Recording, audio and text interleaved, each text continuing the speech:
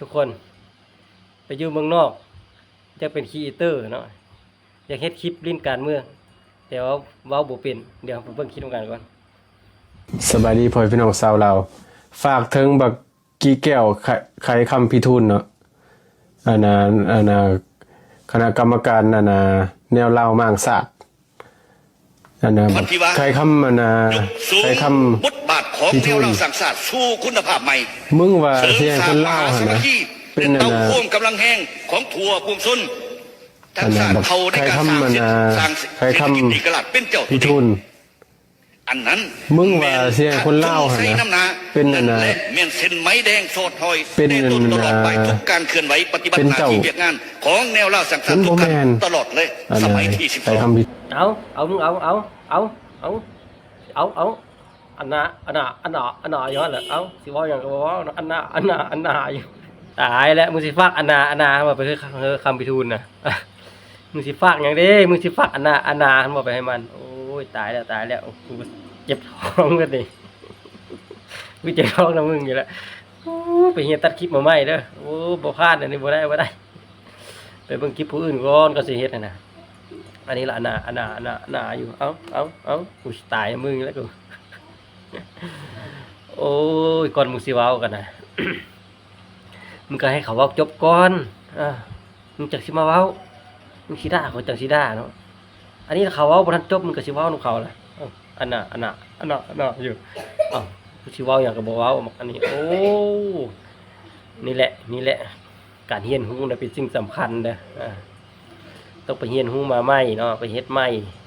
ก็สิเฮ็ดหยังหั่นน่ะจะเฮ็ดคลิปลิ้นการเมืองแต่ว่าเฮ็ดบ่เป็นบ่ฮู้เว้าเนาะเวลาอยากเว้านะมึงก็ไปเบิ่งจบก่อนมึงจังมาเว้าหรือมึงสิเว้าก่อนมึงก็เว้าไปโลดแล้วจังเปิดเบิ่งคลิปเขานะมึงสิมาเว้านำเขาอยู่แนวนี้นะกูสิบ่ฮู้ฟังแนวใดสิฟังมึงเว้าอันน่ะอยู่หั่นบ่โอ้ยกูก็สิฟังอีหยังฟังบ่ออกมึงสิเว้าหยังให้เขานะมีแต่อันน่ะมีแต่อันน่ะกูสิฟังรู้เรื่องบ่นี่โอ้ยตายเนาะวันนั้นจะไปอยู่เมืองนอกเลยนี่อยากเป็นครีเอเตอร์อยากเล่นการเมืองอยากว่าให้เกี่ยวกับพรรครัฐบาลนี่ล่ะอยากต่อต้านว่าซั่นๆเนาะแต่ว่าบ่เป็นเฮ็ดอะไรซั่นมันคันมึงอยากเว้าเป็นกูสิบอกให้ปลาเล่ก้นปลาเขียวหั่นให้มันร้อนก่อนคำเว้ามึงสิเลื่อนไหลแท้ๆล่ะบ่คล้องบ่ค่าเลยบ่อันน่ะอีกมึงเล่ก้นปลาเขียวร้อนอันนี้ละอันน่ะกูกับมึงฟังแล้วพี่น้องเว้ยฉะนั้นเราไปเฮียนตัดต่อมาใหม่เนาะไปเฮียนเว้าก่อนอย่าเฝ้าลงพอดีให้เขาหูขวัญละนะเว้าบ่ยังบ่เป็นแล้วไปลงนั่นนี่นะก็คือนั่นนี่แหละโยมหูขวัญละเนาะไปเฮียนเว้าให้มันคล่องมันแคล่วก่อนก็สิว่ามันก็ต้องมีหัวข้อเรื่องมันบ่ก่อนสิเว้าหยังนะแต่ละเรื่องมันก็มีกกมีป่าสาเหตุเนาะให้มันมีความหมายเว้าหยังออกไปเนาะให้มันเป็นกกเป็นปลายบ่แม่นที่จักเว้าหยังก็เว้าไปโลดมันบ่เราก็ต้องไปฟังก่อนเนาะเนื้อในเรื่องนี้มันเว้าถึงหยัง